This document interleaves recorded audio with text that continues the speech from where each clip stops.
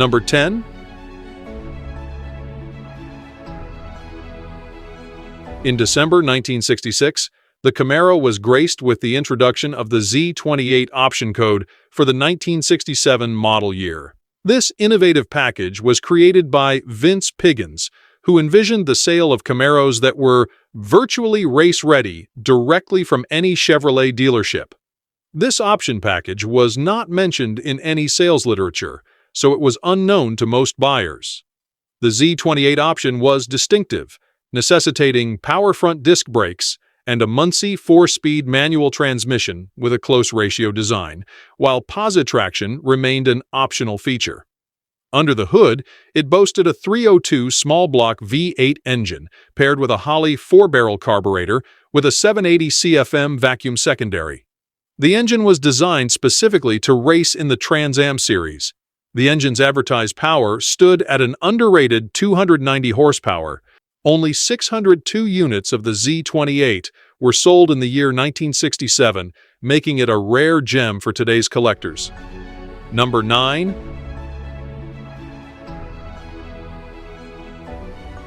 In 1970, the L78 engine underwent a slight modification when the 396 cubic inch engine was bored out to 402.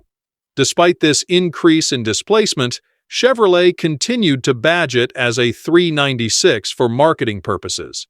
With power output rated at 375 horsepower, it is the most powerful regular production option engine available in Chevrolet's intermediate line at the time.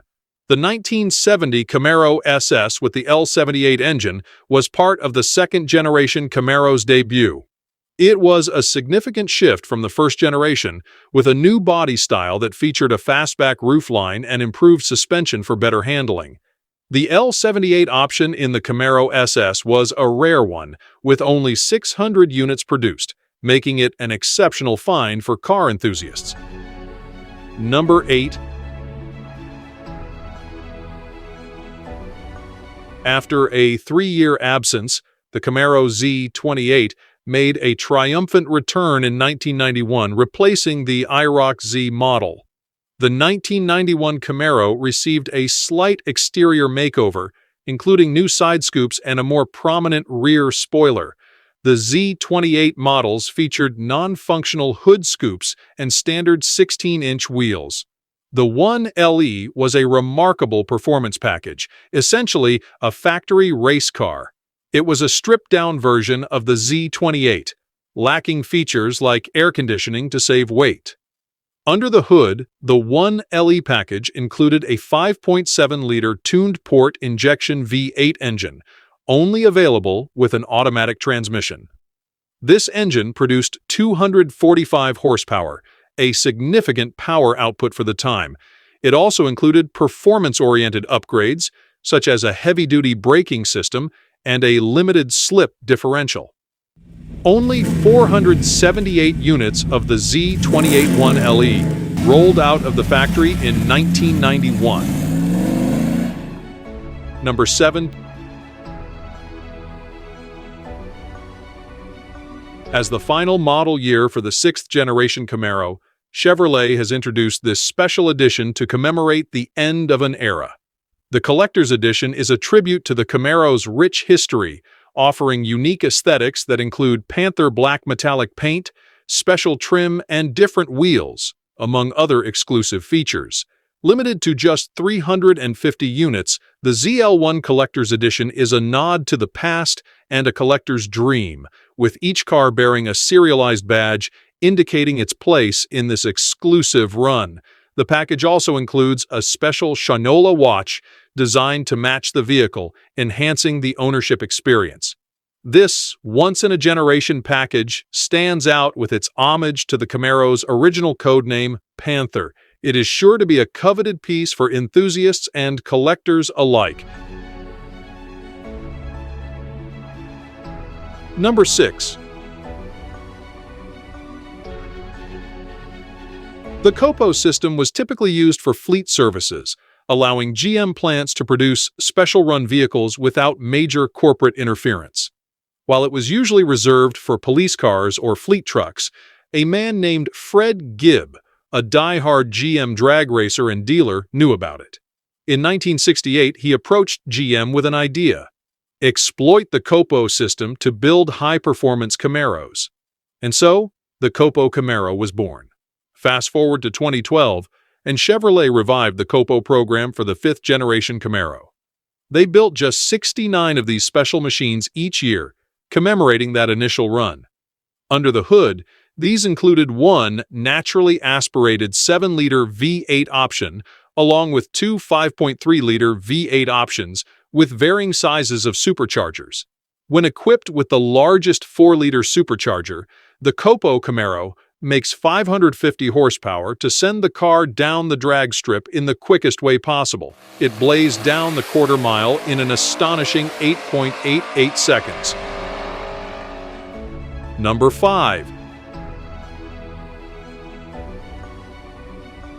Initially conceived as a lightweight racing engine for the Can-Am series, the ZL1's all-aluminum 427 engine was a powerhouse, never intended for production vehicles. However, leveraging Chevrolet's Copo system, Gibb orchestrated the birth of the Camaro ZL1, a car that would later become synonymous with peak Camaro performance. Despite its hefty price tag, nearly doubling the car's cost, the ZL1 was a force to be reckoned with, offering a significant weight balance advantage over its competitors.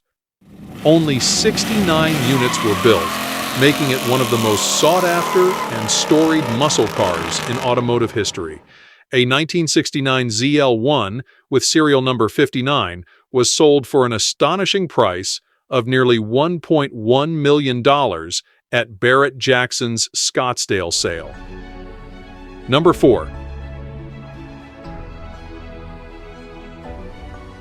At a time when General Motors imposed a limit on engine size for the Camaro, Yenko saw an opportunity to cater to enthusiasts craving more power.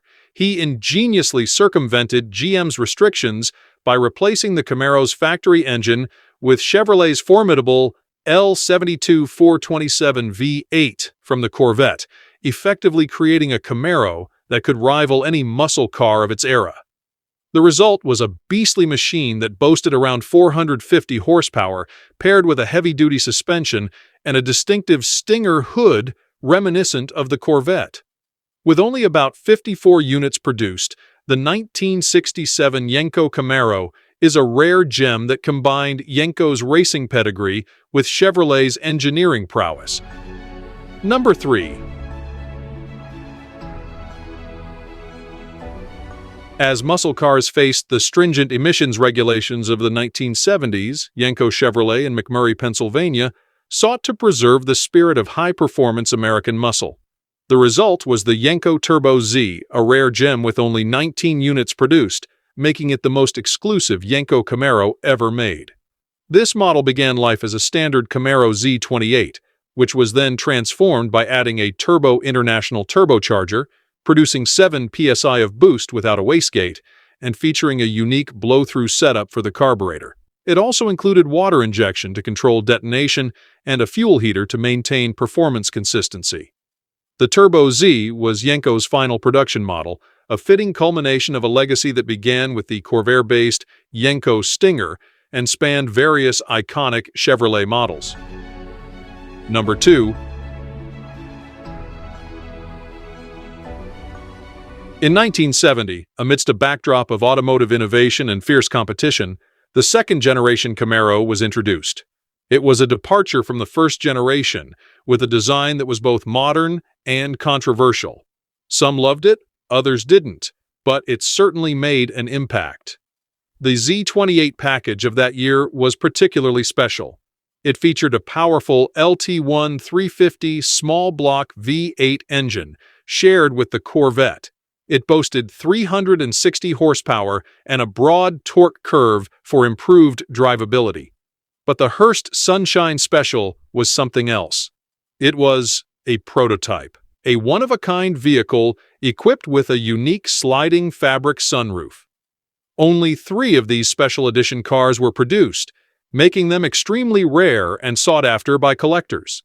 The modifications made by Hearst, including the dual-gate shifter, were innovative for the time and contributed to the car's legendary status. Number 1. The Camaro made its debut in 1967, but initially, the Z28 models were built exclusively for the SCCA racing circuit and were not available for purchase at dealerships or for legal street driving. Vince Piggins, who was the manager of product performance, wanted to change that for the 1968 model year. However, he needed the approval of Chevrolet's general manager to bring the Z28 into regular production as a street-legal car. To win Estes over, Piggins planned to give him a Z28 to drive, hoping he would approve the production after experiencing the car firsthand. There was just one issue. Estes preferred convertibles, and the Z28s were only available as hardtops. Piggins took a gamble and had a convertible Z28 built for Estes, which turned out to be the only 1968 Z28 convertible ever made. Estes loved the car and used it as his daily driver, which led to his approval for a full line of regular production Z28s for 1968.